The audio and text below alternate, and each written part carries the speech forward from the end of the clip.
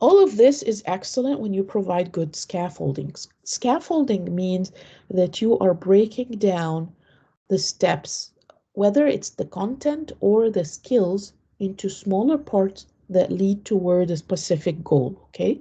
So when you're scaffolding, you need to give clear directions. You need to ask essential questions. You need to provide clear expectations of quality. You need to point out sources of information and help. And here are some examples of scaffolding. You can use study guides. You can give graphic organizers. You can model things for students. You can give clear rubrics, checklists of tasks, reading buddies, note-taking, manipulatives, and creating readings to students' reading level. There's also tiered lessons to differentiate a lesson based on different tiers by resources, by outcome, by process, and by product. How can we create a tiered lesson based on resources? So tiered differentiation by resources. With this form of tiering, materials are chosen at various reading levels and complexity of content, and the students are guided to those that will not overwhelm their capabilities. So, but the teacher has to select those carefully, okay? And then the teacher presents them to the students and allows the students to self-select. So he or she might provide magazines, newspapers, brochures, books, online articles, videos, audio tapes, and so on. And the students can use those resources to find a predetermined number of something. And the number can be differentiated according to students' abilities. So 5 authentic foods they'd like to eat, 5 examples of healthy lifestyles, 5 different regions of the target country that look interesting to them, and so on. So further resources might be a community mentor or expert, a native speaker, and other forms of print, such as poems, children's books, a play, and so on. So as you can see, differentiation by resources is providing these variety of resources for students to access and select from so that they can learn the information. Tier differentiation by outcome, and this is what is normally referenced to as tiering. With this method, each student uses the same materials, which is easier to prepare for, but as a path to a different end result. So a basic group might simply identify the various aspects of a short story and make a mind map of the characters and events, while another might take a character from another story and say what he might have done if he had been in this story. As you can see, there are different levels here. So all the students can do the first part, which is creating aspects of the short story and making a mind map of the characters and events. And then other students can do a higher level, which is, trying to place another character in this story and seeing what this character could do. And you can make it available to all students, but give them options and choice to select, okay?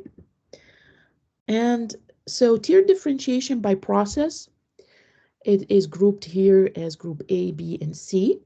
So group A is everybody starts with the middle, okay? So when you are designing your lesson, you will start with group B, okay? So for instance, a story on sports to read to a partner.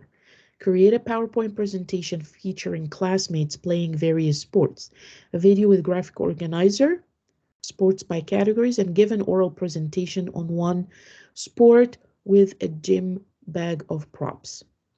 Now, and you're going to take it a notch higher and a notch lower for different levels of students, okay? So group A, the lower, you would label the pictures of the sports. You will play a game of charades. You will watch a video and complete a worksheet of basic questions.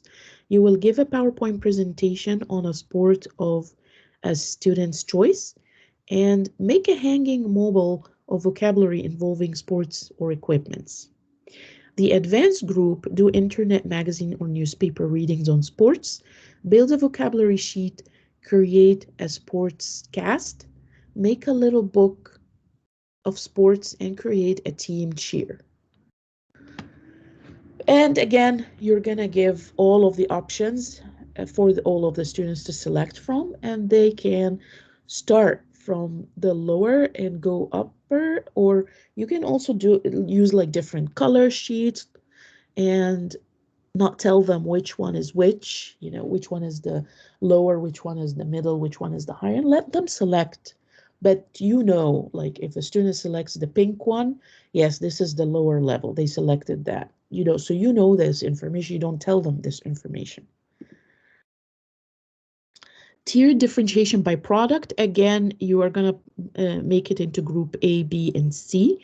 And again, we start with group B, which is in the middle. So choice of interactive, students make choice of what they want to see, make a PowerPoint presentation that features classmates doing various sports they've chosen, make a video report on their sports with at least one athlete interview. The higher would be choose a sport and create an imagery team with uniforms, star players, because this one requires more like, synthesis, right? And group A, which is the lower level, make a little book on a chosen sport, make a PowerPoint presentation, make a video with basic information. So it's a little tiered down than group B, but it's not so much tiered down. It still achieves the goal, which is learning about the sports and the teams, right? And here is a template for a project planner. In order for you to be clear in your directions to students. So you will ask students to put their names. You will ask about the topic and the questions. So specific topic, the due date, the specific questions to be answered, who, what, why, where, and when. And what are resources you're going to use or going to have students use: the print, the internet, other. What does the product look like? What is the due date for that? What is some of the checklists that students need to complete? And what is the due date for completing that? And also, how are students going to share their projects? Okay, and how are you going to evaluate their projects? Now, here's the section where I give you some resources using technology and differentiation. So technology is used in the multiple means of differentiation. Okay, so in differentiation by content. So for instance, the tasks are read a chapter, article, case study, develop an understanding of vocabulary, prepare for a discussion, analyze content. You can use electronic tools such as iOS speech accessibility, text to speech, and this is easier for people who just, can't read very well. Then this will help them, will read for them, okay? Text to speech. And Rewordify, it simplifies actually the words into, the complex words into smaller words and passages. If the task is formative assessment, motivation and interest, and student choice and goal setting, you can use tools such as Peer Deck and Flipgrid. And those are all links that you can click on and try for yourself and see what works for you. For multiple means of expression, such as providing responses, analyzing content, generalize concepts, and apply theory, you can use tools like ThinkLink and Screen